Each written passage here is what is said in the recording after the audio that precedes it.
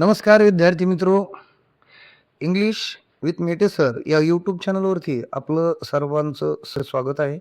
आज आपण इयत्ता 8वीच्या द्वितीय सत्राच्या अकॅडमिकच्या म्हणजे आपण जे टेक्स्च्युअल पाहतो शालेय परीक्षेच्या द्वितीय सत्राच्या परीक्षा प्रश्नपत्रिकाचा विचार करणार आहोत. बघा, यापूर्वी आलेल्या द्वितीय सत्राची प्रश्नपत्रिका इयत्ता 8वीची आहे. बघा, सेकंड टर्म मध्ये आपण पाहतोय. यामध्ये पहिला प्रश्न आपल्याला एकूण 5 मार्कासाठी असतो, लक्षात घ्या. बघा, इथं इथं काय दिलंय, एकूण आपल्याला डुअल डायरेक्टेड दिले. पहिला सेक्शन 1 आहे लँग्वेज स्टडीसाठी.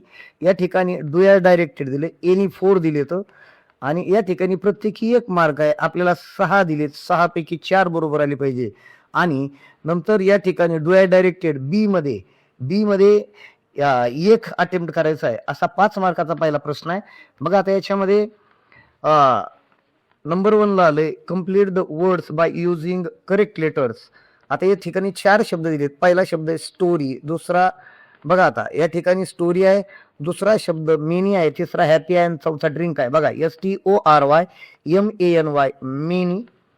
बघा, आता हे 4 शब्द स्टोरी, मेनी, हॅपी आणि ड्रिंक असे 4 शब्द. फक्त याच्यातलं हे मध्ये दिलेलं एक शब्द, एवढं एक अक्षर भरायचे, बस एवढं लिहिलं तर आपल्याला 1 मार्क आहे. त्याच्यानंतर दुसरा त्याच्यामध्ये प्रश्न आहे, put the words in alphabetical order. या ठिकाणी कॉर्नर, पेरेंट्स, वंडर आणि बँक हे शब्द दिलेत. बघा, आता कॉर्नरचा या ठिकाणी काय करायचं, आपले शब्द कोणकोणते येतं विचारात घ्या. आता सी एक आहे, त्याच्यानंतर आपल्याकडे काय काय आहे बघा, इथं पहिला एक बी शब्द दिलाय, बी न दिलाय. बीच्या नंतर कुठला येतोय, बीच्या नंतर लवकर येणारा सी शब्द आहे.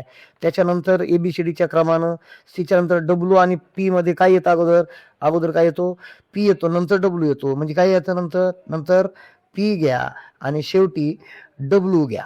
आता बघा, म्हणजे पहिला शब्द काय येईल, पहिला शब्द येईल बँक, कारण बी न सुरू होणार आहे. बघा, पहिला शब्द बँक आहे, दुसरा आपला सी न सुरू होणारा कॉर्नर आहे, तिसरा पेरेंट्स आहे आणि चौथा वंडर आहे. म्हणजे ही अल्फाबेटिकल ऑर्डर आहे.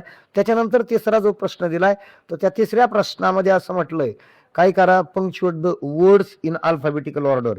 Sorry, punctuate the following. या शब्द जे एक वाक्य दिले, या वाक्यामध्ये काय करायचंय, तर या शब्दाला आपल्याला काय करायचंय, पंक्च्युएट करायचं, म्हणजे विरामचिन्हे वापरायची आहेत. आता यांनी काय म्हटलं, ye have the most wonderful voice in the world, Sher Akbar. या ठिकाणी बोलणारे व्यक्ती अकबर आहे आणि निवेदन करणारं क्रियापद सेड आहे. अकबरांनी काय म्हटलंय, तर ते हे वाक्य दिलंय, you have the most wonderful voice in the world. मग आता काय येईल, शेड आणि अकबर म्हणजे बोलणारा, ऐकणारा, निवेदन करणारं क्रियापद. या 3 गोष्टी अवतरण चिन्हात कधीच येत नाहीत. तर मग आता त्याच्या व्यतिरिक्त अकबर यांनी किंवा बोलणाऱ्या व्यक्तीने जे काय म्हटलं त्याला अवतरण चिन्हात घ्यायचं. आणि a have the most wonderful voice in the world एवढं जे विधान आहे हे अवतरण चिन्हात येईल आणि त्याच्या शेवटी पूर्ण विराम येईल, कारण ते चिन्ह येईल. बघा, या ठिकाणी काय म्हटलं, you have the most wonderful voice in the world. अवतरण चिन्हातलं पहिलं अक्षर कॅपिटल दिलेलं असलं नसलं तरी आपण कॅपिटल काढायचं. आता शेवटी शेर तर एस कॅपिटल काढायची काही गरज नाही. हे वाक्य जर एखादा प्रश्न असेल, जर प्रश्नचिन्ह आलं असतं, हे वाक्य या ठिकाणी विधान आहे, त्यामुळे फुल स्टॉप आहे. नंतर सेड अकबर, अकबर हे प्रॉपर नाऊन आहे म्हणून अकबरचा ए कॅपिटल या ठिकाणी आपल्याला काढायचा आहे. त्याच्यानंतर तिसऱ्याच्या नंतर चौथ्याला विचारलंय, काय म्हटलंय चौथ्याला, make 2 smaller words minimum 3 letters in the given word. म्हणजे कमीत कमी 3 अक्षरी 2 लहानात लहान शब्द या ठिकाणी आपल्याला बनवायचे. आता बघा, या ठिकाणी 2 शब्द बनवायचे, कुठले बनवा, फक्त एक शब्द घ्या. याच्यातलं तुम्ही काय घेतलं, आता पी घ्या, ओ घ्या आणि टी घ्या. POT पॉट होईल. नंतर इथं एन आला, NET नेट होईल, किंवा TEN टेन होईल. आता बघा, आता CAN कॅन सुद्धा होईल. बघा, असं होऊ शकतं की C नंतर OME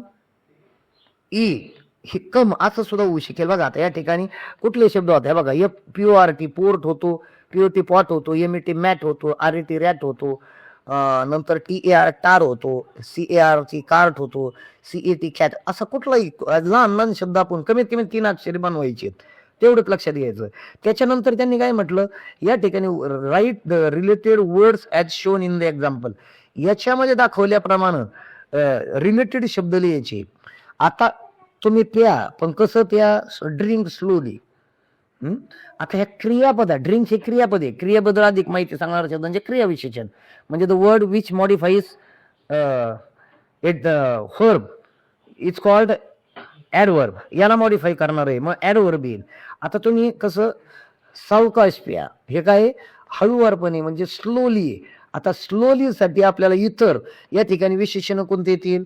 केअरलेसली, केअरफुली, फास्टली असे या ठिकाणी येतील. आपल्याला इथं फक्त आपल्याला ऍटलिस्ट दोन आपल्याला बरोबर कोणते तरी लिहिता आले पाहिजे. फास्टली आहे, केअरलेसली आहे किंवा केअरफुली आहे. तर यापैकी इथं जर क्रियापद नाव असतं किंवा एखादा शब्द असताना रिलेटेड क्रियापद लिहायला तर क्रियापद लिहायची. जे जे सांगितलं सूचनेप्रमाणे आपल्याला क्रिया करायची. त्याच्यानंतर बघा आता या ठिकाणी 5वा झाला. 6व्याला सांगितलं कम्प्लीट द वर्ड चेन. आता वर्ड चेन बनवली तर हा वर्ड काय आहे? तसा क्रियापद आहे. शक्यतो हे क्रियापदाची असेल, पण त्याची सूचना नाहीये. के पासून तुम्ही हे जरी बनवली तर जमेल, कारण इथं सूचना जर असते complete the word chain of verbs, तर व्हर्ब्सची करावं लागली असती. आता इथं ह्या उदाहरणात सांगितलेले रिलेटेड वर्ड्स, कारण हे क्रियाविशेषण पण इथं क्रियापद आहे. समजा आपण जाऊ द्या, आपण काय करूया, क्रियापदाची बनवूया.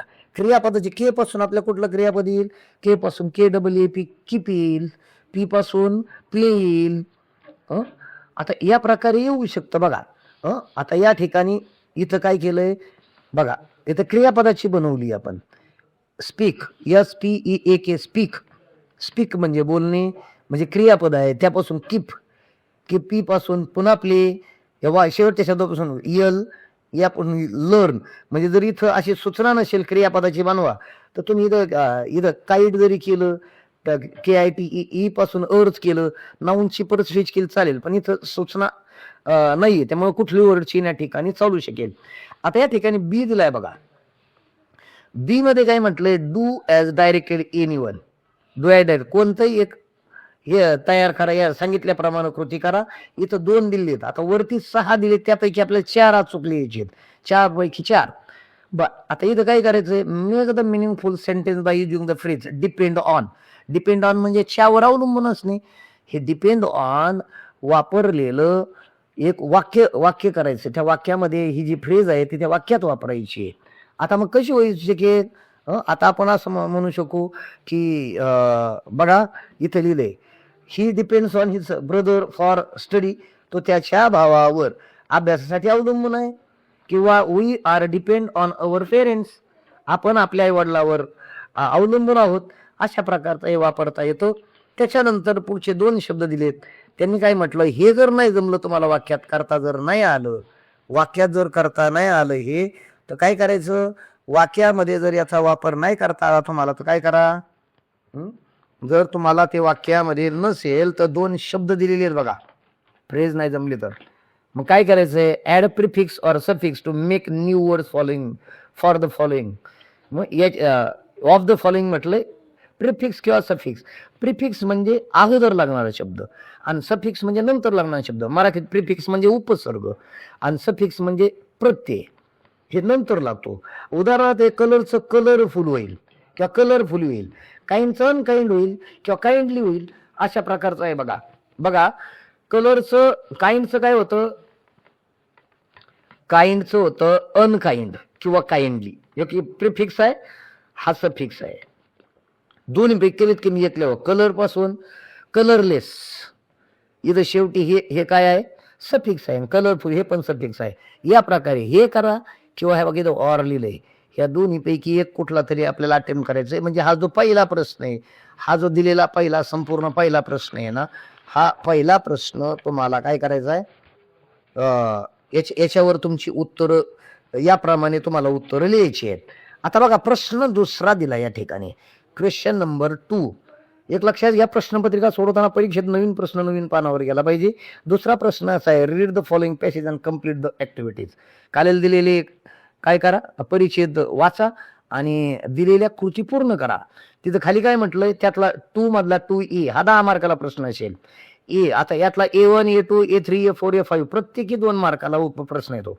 आता A1 ला हे 4 दिलेत, प्रत्येकी अर्धा मार्काला. त्यांनी काय म्हटलंय? Right whether the following sentences are true or false. हे ट्रू आहेत का फॉल्स आहेत बघा. आता बघा, the Titanic was the largest luxury ship in the world.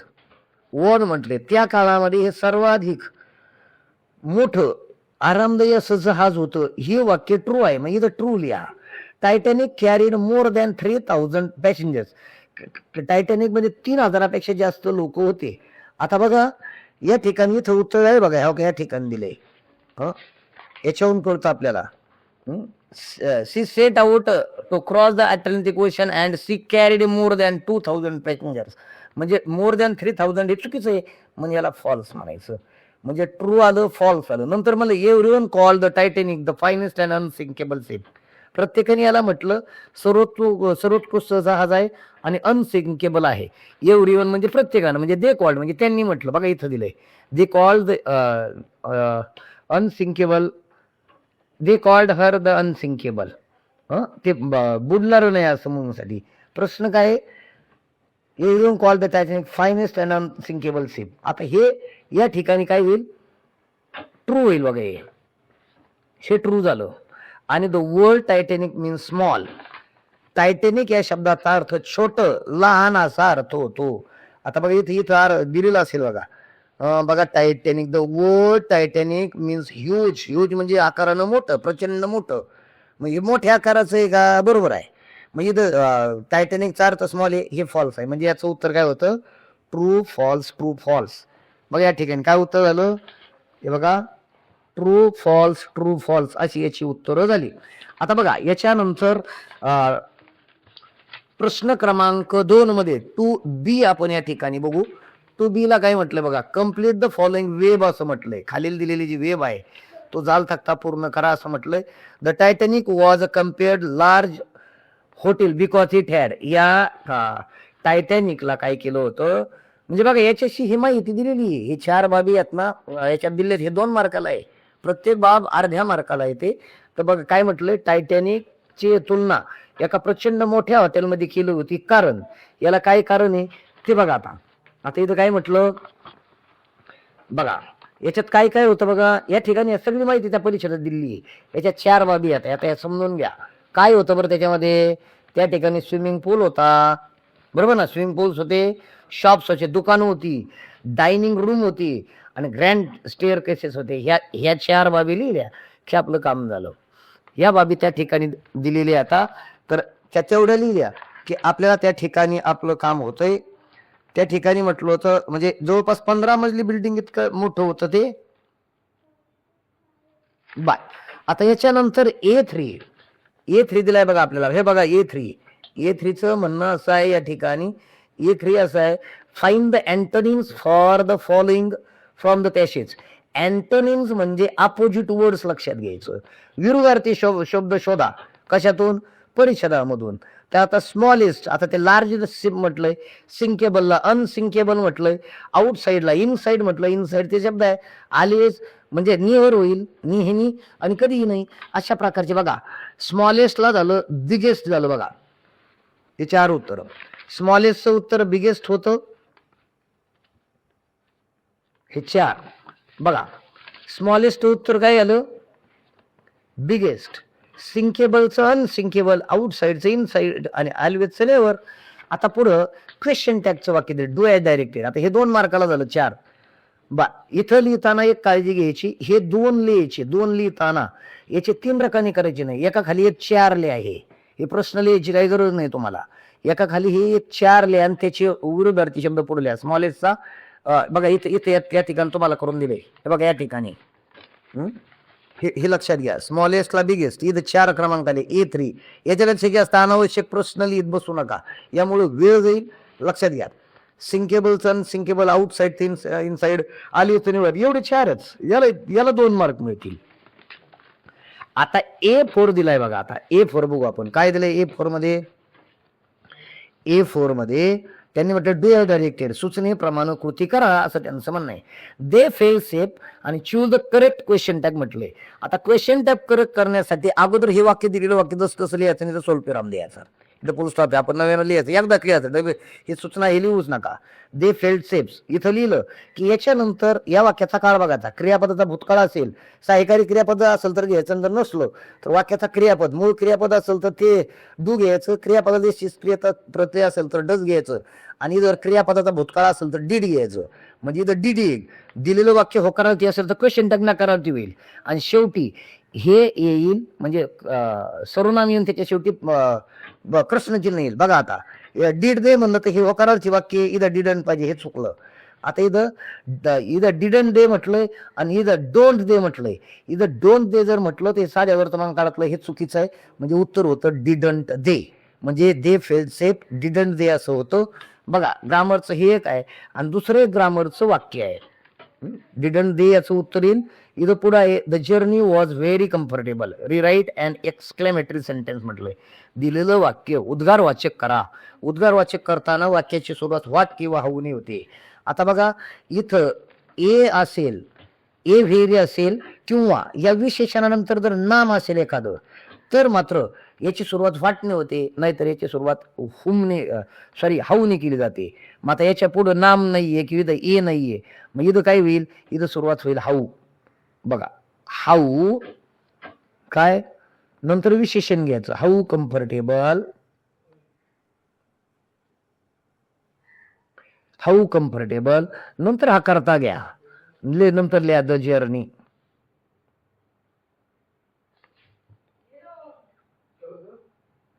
The journey हा असा या ठिकाणी शब्द आहे. हे जर्नी घ्यायचं, एवढं लिहायचं हाऊ कम्फर्टेबल द जर्नी आणि नंतर हे क्रियापद घ्या आणि शेवटी उद्गारवाचक चिन्ह अशी मांडणी. बघा आता या ठिकाणी काय ग्रामर आलं, डिडंट दे क्वेश्चन टॅग आला होता, how comfortable the journey was, या ठिकाणी उद्गारवाचक चिन्ह या ठिकाणी दिलं जातं. आलं का लक्षात. आता पुढचा एक याच्यातला ए फाईव्हचा प्रश्न. आता एक गोष्ट लक्षात ठेवा, या परिच्छेदामध्ये जी उत्तरं सापडतात तर ही उत्तरं ह्या चौथ्याचं आणि पाचव्याचं उत्तर परिच्छेदात नसतं. पहिल्या तीनचीच उत्तरं फक्त या परिच्छेदामध्ये असतात. म्हणजे ते सीन पॅसेज असो किंवा अनसीन असो, म्हणजे ह्या फाईन अँटोनिम पर्यंतच चौथ्याला डोळ्या डायरेक्टर हे ग्रामर आहे, याचं उत्तर नाही. आणि पर्सनल रिस्पॉन्स आहे, याचं उत्तर नाही. याचं उत्तर तुम्ही मनाने द्यायचंय. बघा आता इथं काय म्हणलं, what kind of journey do you like, bus train or ship, Y, तुम्हाला कुठल्या प्रकारचा प्रवास आवडतो आणि का. आता एखादं म्हणजे I like bus journey because, आता एवढं झाली की I like bus journey, you म्हणजे आय म्हणायचं, आय लाईक बस जर्नी, संपला प्रश्न. आता हे जर या ठिकाणी जर्नी जर असं बरोबर जर आलं हे, तर याच्यासाठी तुम्हाला 1 मार्क मिळेल.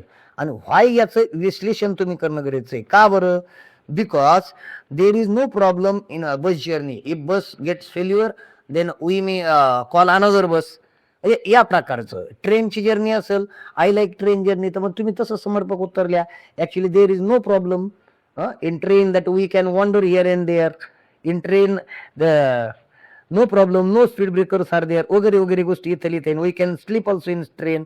मग या एखाद्या शिप जर्नी लिहा, वगैरे वगैरे तुम्हाला जे वाटेल ते लिहा, मात्र त्याचं समर्पक कारण देता आलं पाहिजे. आता प्रश्न 2 झाले. आता तिसऱ्या प्रश्नाच्या बाबतीमध्ये आपण विचार करू. तिसरा प्रश्न काय म्हणतो बघा आता या ठिकाणी. तिसरा प्रश्न तुमच्या पोयमवर विचारला जातो. प्रश्न तिसरा तुमच्या पोयमवर दिलेला आहे. आणि बघा त्या ठिकाणी काय म्हटलंय, read the following stanzas and complete the activities, खालील स्टांजा वाचा कवितेचा आणि या ऍक्टिव्हिटी पूर्ण करा. आता या ठिकाणी बघा ही पोयम आहे. या ठिकाणी I know a little curious boy who is always asking why, why नावाची आपली जी कविता आहे, तर त्या कवितेविषयी ते कवितेच्या काही लाईन दिलेल्या. आता यांनी काय म्हटलं सुरुवातीला, state whether the following statements are true or false. बघा त्या ठिकाणची वाक्य ट्रू आहेत की फॉल्स आहेत. बघा the little boy is curious, काय म्हणता येईल याला, तो क्युरियसच आहे बाळांनो, हे ट्रू येईल. The leads and marbles don't sink in the water. बघा आता मार्बल्स आणि लीड्स बुडतात का, हे म्हणतात बुडत नाही. आपली कविता काय सांगते बघा, आता इथं उत्तर दिलंय.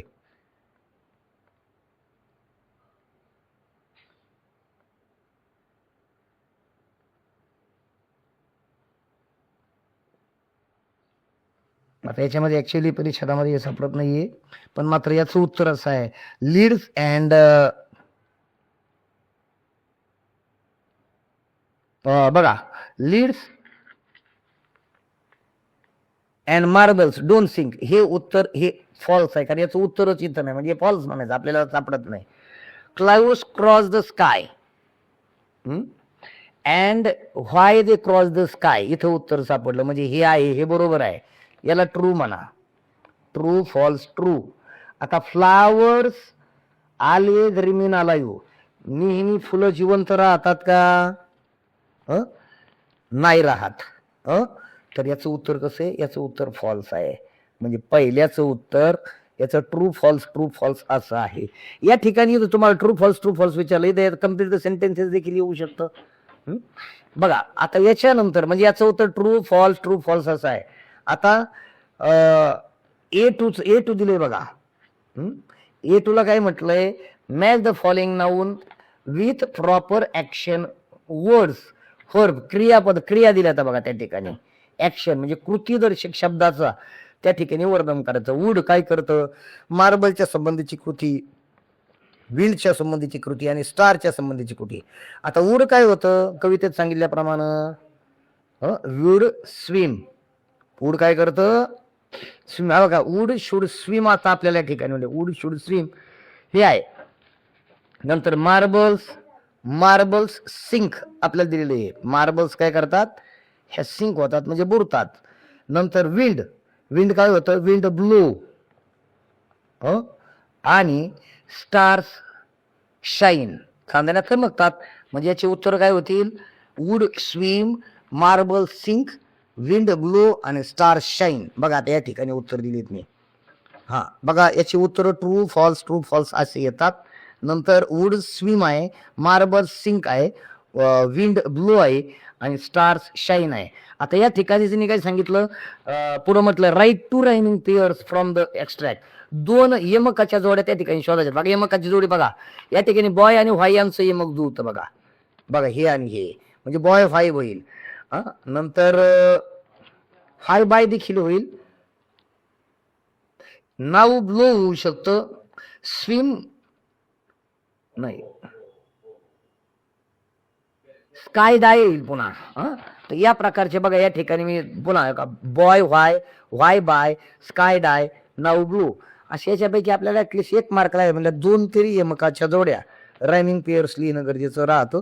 आता याच्यानंतर हा तिसरा ए झाल्यावर तिसरा बी आहे. बघा तिसऱ्या बी मध्ये काय म्हटलंय? क्वेश्चन नंबर थर्ड बी मध्ये appreciation of the poem. Read the following poem and write its appreciation with the help of the given points. आता बघा पहिला title of the poem, name of the poet, हे गोष्टी आपल्याला poem मध्ये दिलेलेच असतात, काय अवघड नाहीये. तिथं फक्त नावं लिहायची. राईम स्कीम काय दिली ते बघा. फिगर ऑफ स्पीच कोणते भाषा अलंकार दिलेत. नंबर ऑफ स्टांजात, मोजा स्टांजा किती येते. साधारणपणे 4 ओळीचा स्टांजा असतो.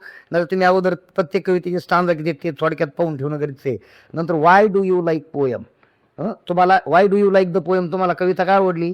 बघा कविता see golden chain, friendship is a golden chain, the links our friendship so dear and like a rare and precious jewel. हे अशा प्रकारचं आहे बघा. आता याची उत्तरं काय होतील? उत्तरं बघू. आता इथं पोएम दिली बघा. ही गोल्डन चेन हे टायटल मध्ये गेलं आणि हेलन स्टेनर राईस हा जो आहे, तर हा भाग बघा, हा काय आहे? हे टायटल आहे आणि हे पोएट आहे. हे 2 प्रश्नाची उत्तर या ठिकाणी आली. बघा प्रश्न क्रमांक 4 ते थर्ड बी मग टायटल मध्ये आलं गोल्डन चेन, नंतर पोएट मध्ये आलं Helen Steiner Rice. Rhyme scheme बघा आता कशी शोधायची. राईम स्कीम हा शेवटचा शब्द विचारात घ्यायचा. या शब्दाला ए म्हणायचं. नंतर याचं जर याच्यासोबत यमक जुळत असेल तर याला बी म्हणा, आणि जर नसेल जुळत तर मग जुळत असेल तर ए आणि जुळत नसेल तर बी. त्याच्यानंतर तिसरं घ्या, वरती कोणासोबत जुळतंय का, मग याला ए म्हणा, बी म्हणा, याला सी म्हणा. आता खालच्याच वरती कोणासोबत यमक जुळतं का? A B C, year dear year इथं जुळतं, म्हणजे हा ए होईल, बी सी आणि बी, म्हणजे ए बी सी बी असं होतं. जर इथं यमक जुळतच नसेल, पुढे यमक नाही म्हटलं की अशी कविता, such poem is written in free verse, मुक्त छंद या प्रकारामध्ये लिहिले असते. म्हणून there is no rhyme scheme in the poem असं लिहावं लागतं. The poem is written in free verse असं आपल्याला म्हणावं लागतं. तर बघा या प्रकारे आता यांची राईम स्कीम झाली. ABCB राईम स्कीम झाली. आता या ठिकाणी भाषालंकार विचारले. आता figure of speech.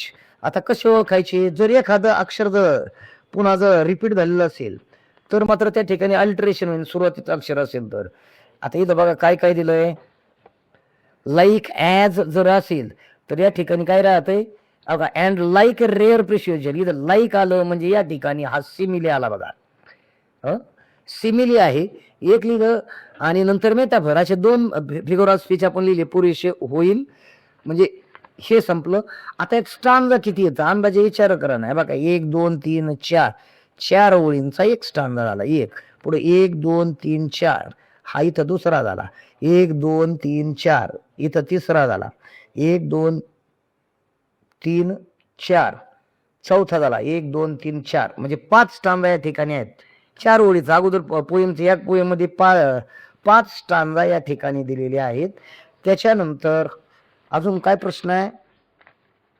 Why do you like the poem. तुम्हाला कविता का आवडली? थोडक्यातून एखादं कारण सांगू शकता. I like this poem because this poem tells the importance of friendship. why we should have friends and why we should have our dear friends. हे आपल्याला कोणून कळतं? हे इथून कळतं बघा. सॉरी याचं रिझन आपण थोडक्यात इथं द्यायचं. म्हणजे हाही 1 मार्काचा प्रश्न. अशी 5 मार्काचे तुमच्या कवितेचे काय होईल ॲप्रिशिएशन पूर्ण होईल. आता प्रश्न क्रमांक 4 हा अनसीन पॅसेज असतो. लक्षात ठेवायचं. काय हा अनसीन पॅसेज आहे. आणि या अनसीन पॅसेज मध्ये काही बाबी दिली. आता इथं काय दिले. She is none other than Sindhutai Sapkal and also known as mother of orphans who is an Indian social worker and social activist known particularly for her work for raising orphan children. She loves being called my. इथं काय म्हटलंय त्या इतर कोणी नसून त्या सिंधुताई सपकाळ आहेत आणि त्या अनाथांच्या आई मदर ऑर्फन म्हणजे अनाथांच्या आई म्हणून ओळखल्या जातात की ज्या भारतीय समाजसेवक आहेत आणि समाजातील एक सक्रिय व्यक्ती म्हणून त्या विशेष करून काम करतात. कशासाठी? ऑर्फन चिल्ड्रनला रेजिंग म्हणजे त्यांना वाढवण्यासाठी काम करतात आणि त्यांना माई म्हटलेलं आवडतो असं त्याचा अर्थ आहे. हर निकनेम वॉज अ चिंदी. त्यांचं निकनेम म्हणजे लक्षात घ्या शब्द. निकनेम म्हणजे काय? टोपण नाव. चिंदी मिनिंग टॉर्न क्लॉथ. एखादा फाटका किंवा युजलेस क्लोथ निरुपयोगी कपड्याच्या तुकडला आपण चिंदी म्हणतो. इन मराठीमध्ये त्याला आपण चिंदी म्हणतो. सी वॉज नेम्ड दस ॲज अनवॉन्टेड चाइल्ड. आणि अशा प्रकारे तिला चिंधी म्हणायचं म्हणजे तिला अनावश्यक लेकरू म्हणून साठी तिचा उल्लेख केला जायचा. Her father Sathe was an illiterate cowherd in Pimpri नावाच्या ठिकाणी तिचे वडील अभिमानसाठी ही एक इलिटरेट म्हणजे अशिक्षित, काउहर्ड म्हणजे जनावर सांभाळणारी व्यक्ती, गुराखी होते. हु वॉज किन ऑन एज्युकेटिंग हर. त्यांचं बारीक लक्ष होतं, इच्छा होती खूप मुलीला शिकवायची. मच अगेन्स्ट हर वाईफ्स विशेस. त्यांच्या पत्नीच्या विरोधात इच्छेविरुद्ध ते शिकवत होते. कारण हे तिच्या वडिलांची इच्छा तिने शिकवत होती पण आई मात्र याच्या विरोधात होती. So every day on the pretext of sending her out to graze the cattle he would pack her off to the village school. म्हणजे रोज अगोदर कारण सांगायचं की तिला गुरं चारायला, ग्रेज म्हणजे चारणे, कॅटल म्हणजे गुरं चारवायला गुरांच्या मागे पाठवायचं म्हणून ते काय करायचे, तिला शाळेला पाठवून द्यायचे. She was brought up in an abject poverty. आजही कमालीच्या दारिद्र्यात तिची वाढ झाली, ती मोठी झाली. म्हणजे खूप वाईट अवस्था होती, आर्थिक अवस्था खूप गरिबीची होती. There was no money to buy a slate. पाटी घ्यायला देखील त्या ठिकाणी पैसे नव्हते. रिकॉल सिंधू त्यांना एक ती आठवण सांगतात. त्या काय म्हणतात, I practice the alphabet on thick palm size leaves of the Bharadi tree. Bharadi नावाच्या एका झाडाच्या जाडसर पानावर त्या म्हणतात की मी मुळाक्षरांचा त्या ठिकाणी सराव केला. Using its thorn to write. त्याच्यावर काटा वापरला, थॉर्न म्हणजे काटा वापरला त्याचा आणि त्यानं अक्षरं गिरवली. Marriage at the age of 10 put an end to her education. 10व्या वर्षी झालेल्या लग्नानं त्यांच्या शिक्षणाचा शेवट केला. The groom Shrihari Sapkal alias Harbaji was 30. ह्या 10व्या वर्षी त्यांचं लग्न झालं. गुरुम म्हणजे नवरदेव, नवरा मुलगा. श्रीहरी बी सपकाळ तो त्याचं वय 30 वर्षाचं होतं. त्या म्हणतात I was told there are only 2 procession in a woman's life. स्त्रीच्या जीवनामध्ये, बाईच्या जीवनात 2च मिरवणुका असतात. Once when she gets married, जेव्हा तिचं लग्न होतं ती, and the other when she dies, आणि जेव्हा ती मरते त्यावेळेला 2च मिरवणुका स्त्रीच्या लग्नात असतात. असा हा परिच्छेद आहे बघा. आता परिच्छेदाची उत्तर बघा. Choose the correct alternative for the following sentences given below. याची पर्याय निवडायचे सांगितले तुम्हाला. हे पर्याय निवडा. काय म्हणलंय? चिंधी वॉज सिंधुताईज. काय होतं? Nickname, childhood name, surname. या ठिकाणी निक नेम आहे बघा. आपल्याला या ठिकाणी उल्लेख आलाय निक नेम आहे. बघा निक नेम या ठिकाणी उत्तर येतो. सी प्रॅक्टिस अल्फाबेट्स ऑन, एका झाडाच्या पानावर. कशावर? नोटबुकवर नाही, स्लेट पाटीवर पण नाही. पैसेच नव्हते म्हणतात. लिव्हजवर, भराडे झाडाच्या, भराडे ट्री लिव्ज म्हटले, त्याच्यावर प्रॅक्टिस केली. सिंधुताई लर्न अप टू, कितव्या इयत्तेपर्यंत शिकल्या? 10 वर्षाच्या होत्या. नाही, 10 वर्षाच्या असताना लग्न झालं, त्यामुळे 10वी पर्यंत शिकलेल्या नाहीत. याची म्हणजे 12वी शिकलेल्या नाही तर 4थी पर्यंत त्या शिकलेल्या आहेत. उत्तर स्टँडर्ड 4th आहे. नंतर Sindhutai stopped her education because, का बरं? त्या ठिकाणी marriage at the age of 10 put and end of her education म्हटलंय. म्हणजे काय आहे? Of her marriage. म्हणजे Sindhutai stopped her education because of her marriage, असं उत्तर या ठिकाणी होईल. आता या ठिकाणी A1चं उत्तर झालं. आता A2ची उत्तर बघा. या ठिकाणी कंप्लीट द फॉलोइंग सेंटेन्सेस, हे वाक्य लिहून पुढचं उत्तर पूर्ण करायचं, तरच कंप्लीट द फॉलोइंग सेंटेन्सेस होईल. वाक्य पूर्ण करण्यासाठी तुम्हाला हे वाक्य लिहावं लागेल आणि याचं उत्तर पुढे लिहावं लागेल. सिंधुताई इज नोन ॲज, काय म्हणून ओळखल्या जातात? माई म्हणून ओळखल्या जातात. आपण दिले. दुसरी गोष्ट, त्या काय म्हणून ओळखल्या जातात? Sindhutai was also known as mother of orphan. Sorry, इथं मदर ऑफ ऑर्फन म्हणून नोन ॲज आहेत. त्यांना माई म्हटलेलं आवडतं असं पुढे दिलं बघा. C loves Bing called my. त्या माई म्हणून जरी त्यांना म्हटलं गेलं तर खरं म्हणजे याचं उत्तर मदर ऑफ ऑर्फन्स असं होतं पहिल्याचं. नंतर दुसरा प्रश्न आहे सिंधुताई लव्ज बिंग कॉल्ड, कारण याचं उत्तर खाली आहे. C loves Bing called my, दुसऱ्याचं उत्तर माई होतं. Dash was an illiterate cowherd in Pimpri. तिच्या वडिलांचं नाव येतं बघा या ठिकाणी. काय दिलंय? Her father. Abhiman Sathe was, इथं अभिमान साठी हे उत्तर यायला पाहिजे. दिलंय की इथं अभिमान साठी येत. आणि to buy a slate there was no. पार्टी खरेदी करण्यासाठी तिथं काय नव्हतं? नो मनी असं या ठिकाणी म्हटलंय. There was no money to buy a slate असं आहे. आता match the following pairs in column A with their meaning in column B. आता ए चे उत्तर बी मध्ये शोधा. हे बघा, there was no money to buy a slate. या ठिकाणी काय होतं? देअर वॉज नो मनी, हे उत्तर पाहिजे. अभिमानसाठी एक उत्तर, माई एक उत्तर, आणि मदर ऑफ ऑर्फन्स. हे बघा याप्रमाणे उत्तर आहेत. आता या ठिकाणी 4 बाबी दिल्यात आपल्याला. Match the following pairs with column A with their meaning in or column B. हा एक, हे 4 लिहून घ्यायचे. याच्यातल्या प्रत्येकाचं उत्तर शोधायचं. ग्रुम म्हणजे नवरदेव, ऑर्फन म्हणजे निराधार. आता ग्रुम इथं दिलंय का? Person who job is to take care of cow. गाई सांभाळणं हा गुराखी झाला. A person who acts for social work. समाजसेवक करणं हा समाजसेवक झाला, सोशल वर्कर झाला. आता पुढचं काय दिलंय? सोशल ऍक्टिव्हिस्ट आणि कावर्ड. आता a person who is about to be married, ज्याचं लग्न तो ग्रूम झाला म्हणजे नवरदेव झाला. Cowherd a child having no parents, तो ऑर्फन झाला. याची उत्तर बघा याप्रमाणे. ग्रूम आहे ए पर्सन, हे सी चं उत्तर दिलं बघा त्याचं. त्यामध्ये सी एकाला सी चं उत्तर आहे. आपण लिहिताना हे पूर्ण उत्तर लिहायचंय. बघा groom a person who is about to be married. नंतर ऑर्फन्स डी उत्तर आहे, चौथे त्याच्यामध्ये. A child having no parents. नंतर सोशल ऍक्टिव्हिस्ट बी दिलं त्याचं उत्तर. A person who acts for a social change. नंतर कावर्ड हे एच उत्तर आलं बघा. A person who job is to take care of cow, म्हणजे हा गुराखी आला. आता आपल्याला पुढं काय झालंय? याच्या पुढं आपल्याला आता ग्रामर आलं बघा. व्याकरण आहे पुढं. व्याकरणात काय आलं? व्याकरणामध्ये आपल्याला आलं बघा. यांनी ते काय म्हटलं? वाक्य बघा. हे अनावश्यक प्रश्न लिहायचे नाहीयेत. इथं म्हणलंय she brought up in abject poverty identify the tense. वाक्याला सुरुवातीला कर्ता नंतर क्रियापदाचा भूतकाळ, म्हणजेच हे वाक्य सिंपल पास्ट टेन्स आहे. द सिंपल पास्ट टेन्सचं उत्तर होईल. आणि Sindhutai is known as mother of orphans. आता सिंधुताई ह्या ऑर्फन्स आहेत. इथं हे पहिल्या वाक्याचा अर्थ क्लिअर आहे. सिंधुताई काय आहेत? अनाथांची आई म्हणून ओळखल्या जातात. हे वाक्य पूर्ण आहे. मात्र हे पुढचं वाक्य हू पासून पुढचं वाक्य, तर हे अंडरलाईन करणारं हू पासून पुढचं वाक्य आहे. अंडर सबऑर्डिनेट क्लॉज आहे. हा पहिला मेन क्लॉज आहे. Sindhutai is known as mother of orphans हा मेन क्लॉज आणि हा सबऑर्डिनेट क्लॉज. आता बघा पुढं पर्सनल रिस्पॉन्स हा प्रश्न बघा या ठिकाणी दिले. Sindhutai is known as mother of orphans हे मेन क्लॉज आणि हा who is an Indian social worker. आता पहिल्याचं उत्तर होतं द सिंपल पास्ट टेन्स.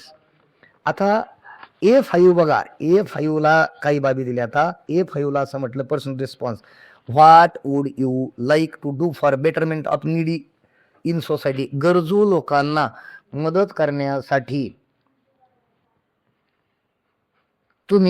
तुम्हाला काय करायला आवडेल. आता तुम्ही जर म्हटलं तर गरजू लोक विद्यार्थी असू शकतील, एखादं वयस्कर असू शकेल. तुम्ही काय काय करायला आवडेल तुम्हाला त्यांच्यासाठी, त्यांच्या भल्यासाठी. आता गरीब मुलं असतील तर त्या गरजू लोकांना तुम्ही असं म्हणू शकता, I would like to provide my previous standard books. अगोदरचे मला पुस्तकं आवडतील. नंतर असं म्हणू शकता, I would collect funds and give for their clothes. I'll give him or give them my old clothes असं म्हणता येईल. I'll give them my old bags वगैरे वगैरे. याची कारणं तुम्हाला पर्सनल रिस्पॉन्स याच्यामध्ये लिहावी लागतील. 3-4 कारणं छोटी छोटी असेल मुद्दे तो 4 लिहा ना, 2 विस्तारित रूप लिहा. त्याच्यानंतर सेक्शन 5 आला, याच्यामध्ये रायटिंग स्किल आलं बघा. आता आपण रायटिंग स्किलचा विचार करू. शेवटच्या पानावर या ठिकाणी रायटिंग स्किल दिलेलं आहे. काय म्हटलं त्यांनी? Section 5 writing skill. आता इथं काय करूया? त्यांनी म्हटलंय you have been away from your parents for study. Write a letter to your parents requesting them to give permission to go to trip or picnic using the following points. आता यातले मुद्दे वापरायचे तुम्हाला. Tell about your study, how many rupees do you need, request for sending money and add your own points. आता आपल्याला पत्र कसं लिहायचं हे मी थोडक्यात आता तुम्हाला या ठिकाणी स्पष्ट करून सांगतो. इकडे लक्षात घ्या. आता पत्र लिहिताना प्रथम तुमचं आता हे या ठिकाणी मार्जिनची रेषा असेल. इथं काय करायचं? आता इंग्रजी पत्र लिहिताना आपल्याला कुठलं पत्र लिहिताना आपल्याला अगोदर पत्ता टाकायचा. इथं पत्र काय, पत्राचा पत्ता दिलेला नाही म्हणून आपण पत्ता तयार करायचा. SYZ. नंतर तुमच्या घराचं नाव लिहा, रामनिवास. नंतर घराच्या जवळचे खून लिहायची. घराचं नाव झालं की तुम्ही इथं मेन रोड लिहा, MG रोड लिहा, एखादा चौक लिहा, एखादी गल्ली लिहा, पण इथं नाव लिहिलं पाहिजे जवळची खून. तुम्ही लिहू शकता इथं काय MG रोड. हा. आता इथं लिहिताना तुम्हाला जर वाटलं की तुमच्या गावाचं वगैरे नाव लिहा. समजा इथं जर तुम्ही जर लिहिलं काय, इथं जर लिहिलं की पुणे जर लिहिलं तर आता तुम्ही पुण्यात कुठं राहता, मग या ठिकाणी तुम्हाला पूर्ण पिनकोड जर नाही लिहिता आला तर मी इथं असं करा. इथं समजा 11 आहे शेवटचा तुमचा आकडा, की ते शेवटचे 2 अंक याच्यामध्ये लिहा. नाही मला तर आणखी एक स्टेज वाढल. पुणे इथं पुढं पिनकोड तुम्हाला पूर्ण द्यावा लागेल. आलं का लक्षात? नाही मग एवढं लिहा. इथं फुल स्टॉप द्या, इथं कॉमा, इथं कॉमा, इथं फुल स्टॉप. आता याच्यानं एवढ्यावर आपला पत्ता पूर्ण होत नाही. पत्त्याला आपल्याला मार्क आहे, अर्धा मार्क आहे. मात्र या ठिकाणी आपण तारीख लिहिली पाहिजे. मग तुम्ही तारीख किती लिहाल? समजा तुम्हाला वाटलं की इथं 15 ऑगस्ट, हा इथं कॉमा द्यायचा आणि इथं लिहिलं 2025, इथं फुल स्टॉप द्या. म्हणजे हा तुमचा पूर्ण पत्ता लिहून झाला. आता हा पत्ता लिहिला की तुम्ही पत्र कोणाला लिहिताय? तुमच्या आई वडिलांना लिहायचं आहे. तुमच्या आई वडिलांना. मग तुम्ही काय कराल? आता एवढं झालं की वडिलांना पत्र लिहिताना डायरेक्ट लिहायचं.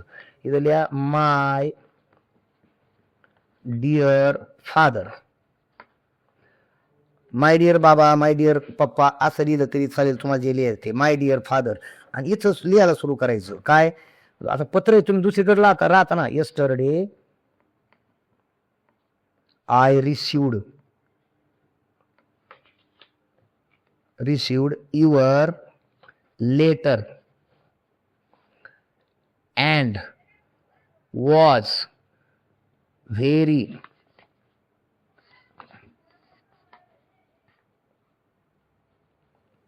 glad to read it.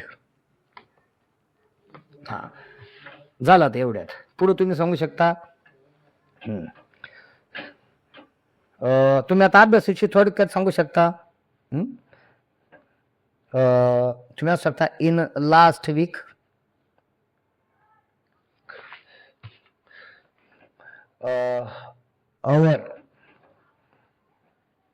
in last week I learn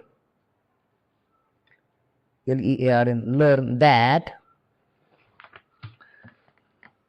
I stood first in my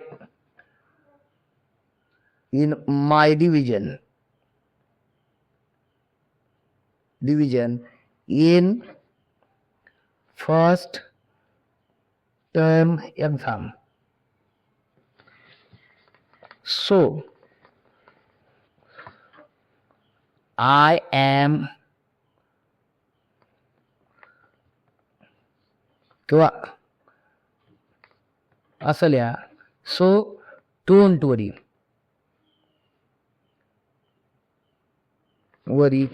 about my study.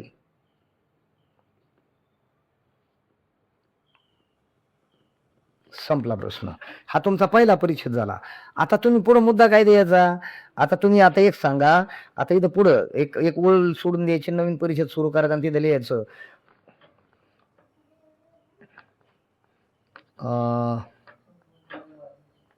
yesterday our class teacher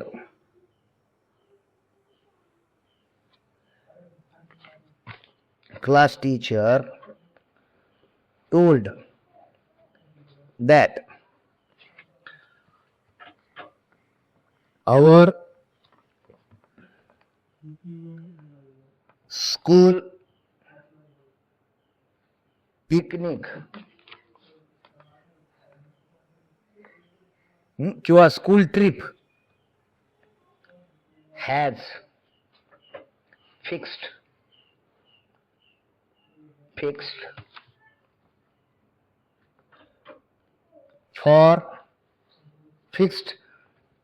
to visit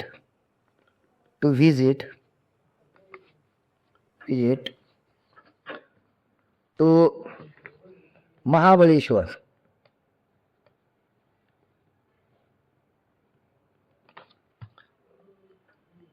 बघा याच्यानंतर पुढे लिहिता येईल the contribution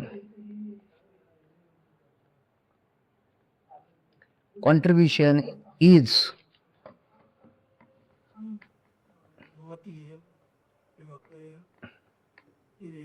1000 rupees.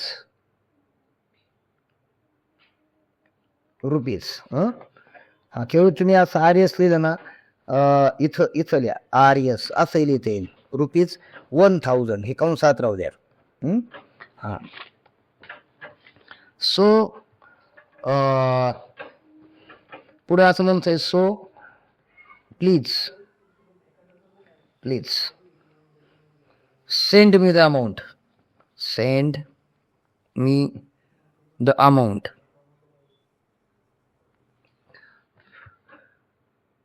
Our trip will go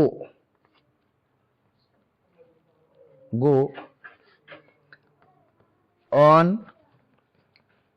आपण 15 August लिहिलंय. तुम्ही लिहू शकता 5th September.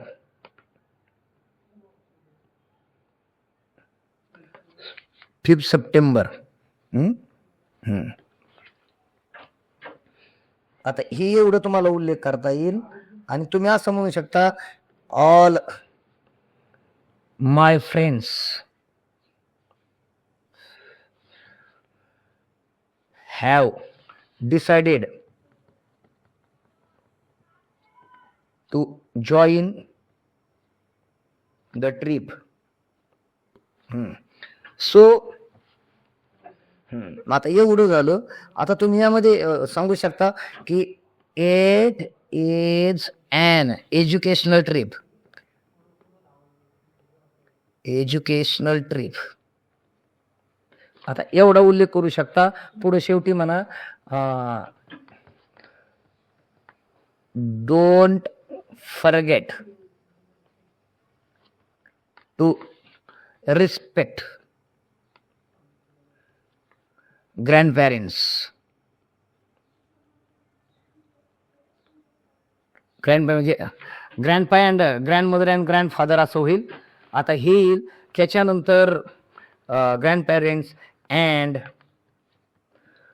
Love to mother. हा संपलं. या ठिकाणी तुम्हाला म्हणू शकता, तुम्ही असं म्हणू शकता हा don't forget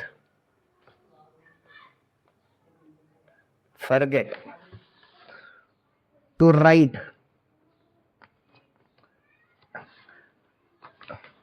to answer. Write म्हणजे to answer as early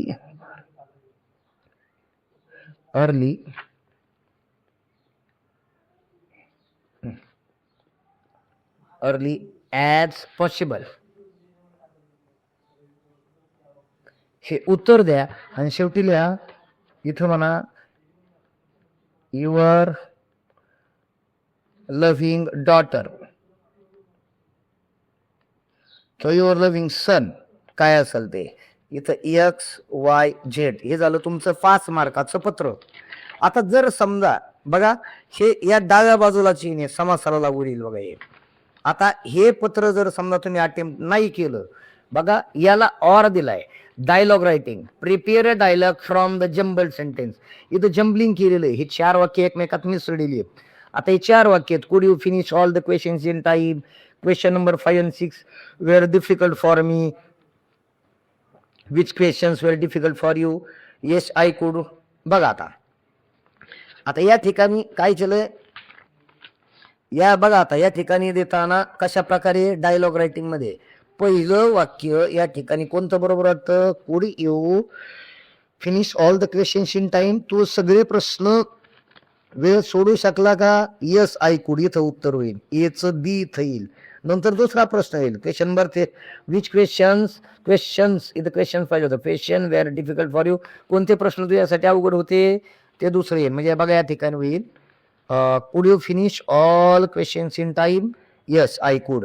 which questions were difficult for you. Question number 5 and 6 असं उत्तर येईल. आता एक तर हा डायलॉग 1 मार्कासाठी आहे. नंतर पत्र 5 मार्काला होतं. पत्र नाही लिहिलं तर हे लिहायचंय. नंतर B do you like to listen to music or songs. आता याचं उत्तर लिहायचं. Yes I like to listen music. बघा याचं उत्तर आले. नंतर who is your favourite singer. My favourite singer is. मग तुम्ही नाव लिहा. ते लता मंगेशकर लिहा, भीमसेन जोशी लिहा, इतर तुम्हाला जे आवडते असेल त्यांचं नाव लिहा. हे 1 मार्काला आणि हे 2 मार्काला. हा ए आहे, हा बी आहे. हे 1 मार्काला. आणि नंतर C dialogue about importance of games. खेळाचं महत्व सांगणारा डायलॉग तुम्ही लिहायचा आहे. बघा या ठिकाणी झाले write and imaginary dialogue between you and your friend about importance of games. मग त्या ठिकाणी राम असेल, श्याम असेल, लिहा. राम बोलेल Shyam do you know that games or sports games are very important for our life. मग श्याम त्याचं उत्तर देईन वाय दे आर इम्पॉर्टंट. नंतर राम त्याला पुन्हा प्रश्न विचार. असे एक साधारण 3 मार्काला आहे म्हणल्यावर 3 एक्सचेंजेस. 3 एक बोलून दुसरा 3 उत्तर देईल. कमीत कमी 4 झाले चालतील पण 3 लिहिले तर तुम्हाला या ठिकाणी मार्क्स मिळू शकतील. आता ह्या दोन्हीपैकी एक अटेम्प्ट करायचा आहे. पत्र किंवा डायलॉग. 3 डायलॉग किंवा पत्र लेखन. कारण हा शेवटचा डायलॉग 3 मार्काला आहे. दोन्ही वरचे 1 मार्काला आहेत. आता शेवटचा प्रश्न राहतो तो म्हणजे कम्प्लीट द स्टोरी. तुम्हाला ही स्टोरी पूर्ण करायची. बघा ही कशाविषयी आहे. Complete the story with the help of the words given below. खालील दिलेल्या शब्दाच्या आधारे स्टोरी पूर्ण करा. माय ग्रँड मदर इज, आता या ठिकाणी ह्या बाबी दिल्यात बघा. My grand mother is dash years old, इथं संख्या असेल काहीतरी. My grand mother is 65 years old, इथंच उत्तर दिले. सी हॅज सिल्वर हिअर, तिचे पांढरट म्हणजे चांदीच्या रंगाचे केस आहेत असं म्हटलंय. She does not wear glasses, म्हणजे चष्मा घालत नाही. सी कॅन सी डॅश काय कसं की clearly, she can see clearly, इथं क्लिअरली उत्तर येईल. All her teeth are sound, तिचे सगळे दात चांगले आहेत. She is the first to wake up, get up, बघा येतं गेट अप म्हणजे गेट अप, ती सगळ्यात पहिली उठणारी आहे. नंतर इन द मॉर्निंग, सकाळी she is the first to get up in the morning. She has a very good voice, पुढे आहे she has a very good voice. She sings काय डॅश काय stories, love, medicine, pouch, sweet bhajans, ती गोड भजनं म्हणते. नंतर सी हॅज ए पाऊच, तिच्याकडे बटवा आहे, छोट्या पिशवीला एकदम बटवा म्हणतात त्याला. सी हॅज ए किंवा छोटीशी पिशवी आहे. She has a dash, she has a pouch म्हणजे एक पिशवी आहे छोटी.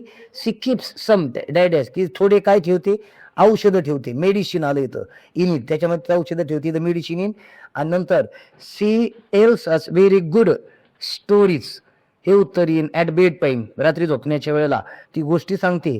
So we children like her very much, we all love her. ह्या सगळ्या हे सगळी उत्तर याच्यामध्ये भरली तर तुम्हाला त्याप्रमाणे मार्क्स मिळतील. आता प्रश्न क्रमांक शेवटचा आहे, तो आहे ट्रान्सलेशन. बघा हे या प्रकारे आहे. आता 6वा प्रश्न या ठिकाणी काय केलंय, 6वा प्रश्न असा आहे ट्रान्सलेशन. या ठिकाणी 3 प्रकारची भाषांतर आहेत. पहिले 4 शब्द या ठिकाणी translate the words into Marathi. Any four कोणती 4, 2 मार्कला, अर्ध्या मार्कला काय. ट्रुथ म्हणजे सत्य, गोल्डन म्हणजे सोनेरी, सक्सेसफुल म्हणजे यशस्वी. नंतर प्रेशियस म्हणजे मौलिक, मूल्यवान, किमती या अर्थानं. नंतर जर्नी म्हणजे प्रवास, आणि लाईफ म्हणजे जीवन. तर हे या ठिकाणचे याचे हे 6 येतं. 6 पैकी 4 शब्द तुम्ही लिहायचे. Translate the sentences into Marathi, हे वाक्य लिहायची गरज नाही. एनी टू 2च करायचे, आपल्या इथे 4 दिलेत. पहिलं वाक्य कीप युअर सिटी क्लीन, तुमचं शहर स्वच्छ ठेवा. नंतर अर्न अँड लर्न, कमवा, अर्न म्हणजे कमवा आणि लर्न म्हणजे शिका, कमवा आणि शिका. पुढं you must respect your parents and elders, तुम्ही तुमच्या पालकांना किंवा आई वडिलांचा, आणि एल्डर्स म्हणजे वडीलधाऱ्यांचा तुम्ही मान ठेवला पाहिजे किंवा त्यांचा सन्मान केला पाहिजे, त्यांचा आदर केला पाहिजे. असं आहे म्हणजे तुम्ही मोठ्यांचा, आई वडिलांचा आणि मोठ्यांचा किंवा वडीलधाऱ्यांचा मान ठेवलाच पाहिजे. नंतर eat nutrition food for healthy life, आरोग्यदायी जीवनासाठी न्यूट्रिशन म्हणजे पोषक आहार घ्या, असा त्याचा अर्थ आहे. आता शेवटी सी ची फक्त या दोन्हीपैकी एक वाक्य बरोबर आलं पाहिजे. 2 अटेम्प्ट करा म्हणजे कोणतरी बरोबर. नो पेन नो गेन म्हणजे त्रास नसेल तर काही मिळत नाही, म्हणजे कष्टाशिवाय फळ नाही याचा असा अर्थ होतो. कष्टविना फळ नाही किंवा कष्टाशिवाय फळ नाही. Service to man is service to god, service म्हणजे सेवा, टू मॅन म्हणजे माणसाची सेवा, इज म्हणजे आहे, सर्व्हिस म्हणजे सेवा, टू गॉड मानव सेवा हीच ईश्वर सेवा आहे, असा याचा अर्थ होतो. बघा या ठिकाणी याप्रमाणे ही आपली ही प्रश्नपत्रिकेचा पूर्ण आपण या ठिकाणी विचार केलेला आहे. पत्र पूर्ण या ठिकाणी तुम्हाला स्पष्टीकरण दिलेलं आहे. अक्षर गडबडीमध्ये थोडंसं ओळखू येणार नाही किंवा जम्बलिंग होईल तर काय करा, त्या ठिकाणी मी त्या सगळ्या गोष्टी सांगितलेल्या आहेत. प्रयत्न करून बघा. या प्रश्नपत्रिकेत आपणाला पैकीच्या पैकी मार्क मिळायला हरकत नाहीये. प्रयत्न केला तर चांगले मार्क्स मिळतील. तर बघा या ठिकाणी प्रश्नपत्रिकेचं विश्लेषण झालेलं आहे. आपल्याला जर हा व्हिडिओ आवडला असेल तर त्याला शेअर करा, लाईक करा आणि आपल्या चॅनलला सबस्क्राईब करा. धन्यवाद.